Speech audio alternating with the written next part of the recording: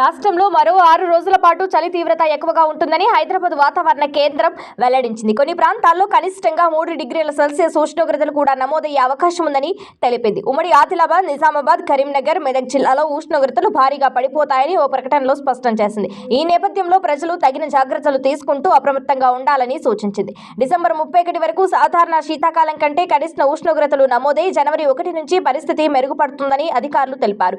ఇటీవల పలు ప్రాంతాల్లో చలి తీవ్రత అధికంగా ఉంటున్నది. 10 జిల్లాల్లో సింగిల్ డిజిట్ ఉష్ణోగ్రతలు నమోదు కావడం పరిస్థితి తీవ్రతకు అద్దం పడుతుంది. పలు చోట్ల 4 డిగ్రీల ఉష్ణోగ్రత కూడా నమోదు కావడంతో ప్రజానికం వణికిపోతున్నారు. జనవరి ప్రారంభంలో వాతావరణం సాధారణ శీతాకాలం మాదిరిగానే ఉంటుందని, మళ్లీ సంక్రాంతి నాటికి చలి తీవ్రత పెరుగుతుందని వాతావరణ నిపుణులు అంచనా వేస్తున్నారు. కొమరంభీం ఆసిఫాబాద్ జిల్లా తిర్యానీలో 7.3 డిగ్రీలు, సంగారెడ్డి జిల్లా కోహీర్లో 7.8 డిగ్రీల ఉష్ణోగ్రత నమోదైంది.